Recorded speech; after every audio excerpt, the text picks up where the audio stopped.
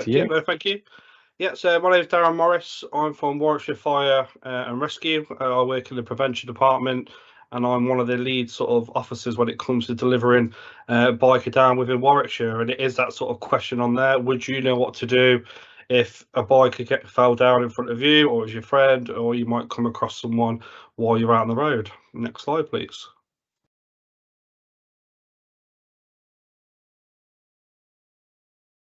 So, Biker Down was originated, sort of born, as you like to say, was founded within Kent Fire and Rescue Service, and it was basically it was Jim Sanderson, who was a off-duty fire officer, came upon someone that had come off their bike, had an accident, and obviously with his skills, was able to help that person to make the scene safe, to get help for that individual, and to ensure that person basically could enjoy their ride later down the line. But obviously, once he's gone back to the station the next day, he spoke to a lot of his crew members around that we do a lot of road safety or advice or awareness for road users, but predominantly when it comes to cars.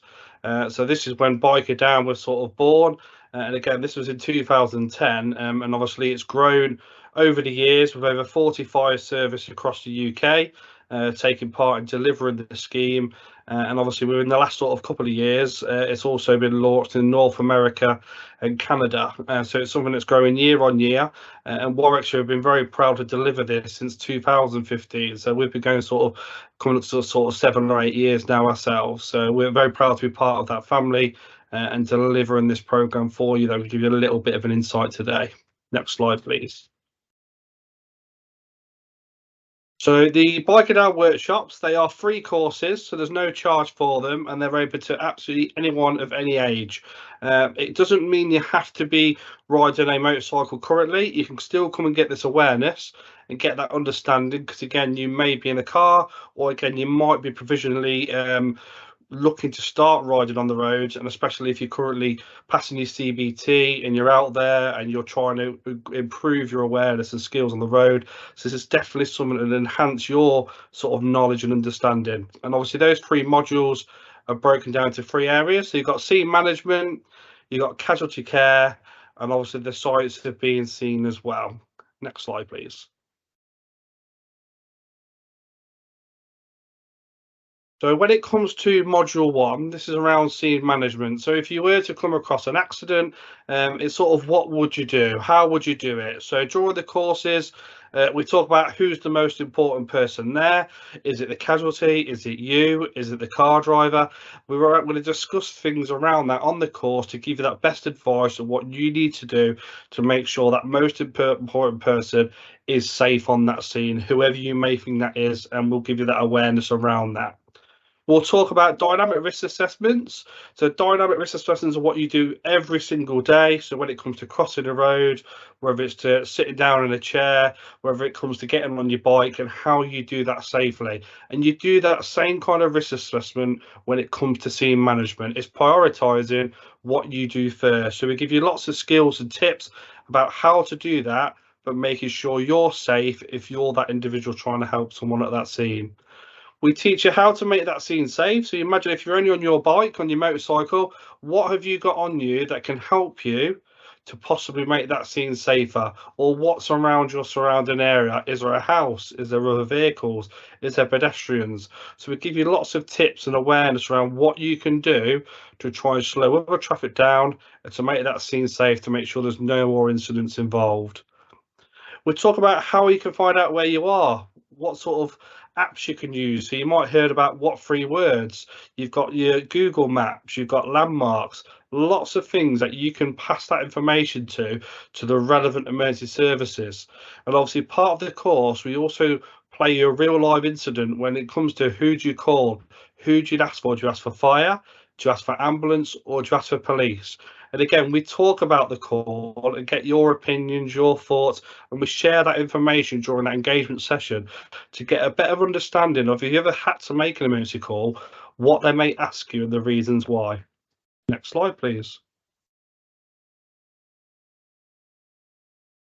Module 2 of the session is around casualty care. So first aid is what is umbrellaed as. And what we talk about is how you triage those casualties. Who's the most important? Is it the rider? Is it the driver of the car? Could it be a child that's in the back seat? Whatever it may be, we'll teach you sort of those tricks and tools of how to be more aware of how to triage those people. Who is most important at that time who may need to help?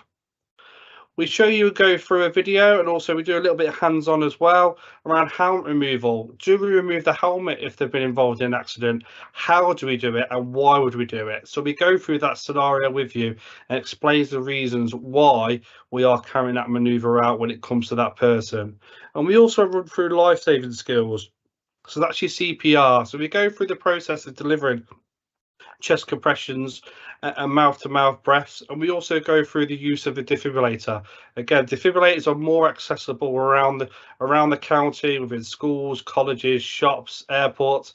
They're absolutely everywhere, and they are a really useful piece of kit if they're required in need of emergency. We go through that process of using one and how it works. Next slide, please. And the final part of the module is all about being the sights of being seen. So it's a little bit what sort of Heidi was just speaking about there around Smidsy. So that's sorry, mate, I didn't see you. We'll talk about positioning on the road. So where you can position yourself on the road to be seen by other road users. So again, depending on what you're wearing or what lights you've got on your bike, all those elements can make a factor. Can basically make you camouflage, for example. You can basically sink in and become one vehicle if there's a car behind you. So we talked to you about Z movements, so particular movements that you can do on the road to make yourself stand out a lot more. We talk about looming and what looming is and how speed can determine how far away you are from a vehicle. And by putting in those different positions on the road, and also using those Z movements, we're to give you those tools to make yourself again stand out, so you don't become another Smidsy. And we talk about clothing. Obviously, Frank spoke a lot about clothing earlier regarding making sure you get the best kit you can get and what you can afford. Make sure you are wearing it correctly. Make sure you are fastening that helmet when you've got it on. You are wearing your gloves. And again, the importance of perhaps looking at different colours when it comes to clothing, so you are standing out a bit more.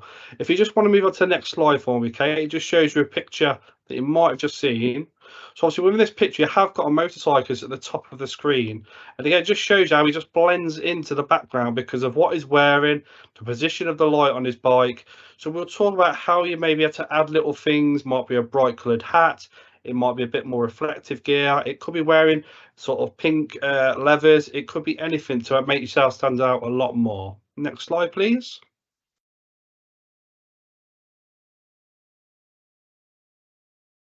And again, our biker down sessions are run every single month. We do one every single month that you can book through our biker down website, or you can go through the Warwickshire Road Safety Partnership website to get links for that. And again, they're completely free. So we encourage you to come along. You can bring a couple of your friends along if you want to as well, to give you that support. So you've got that little network with you. And again, we encourage you to book on. And again, we're at a lot of events as well. So we encourage you to come over and pop over and see us if you do see the biker down logo. If you see our gazebo tent all popped up, and come and have a chat, and we can make sure we can try and get you on a course as soon as possible. Again, it's completely free, so there's no charge for those courses. So again, I'd like to thank you for your time, and hopefully you enjoy the rest of the evening of the webinar. Thank you.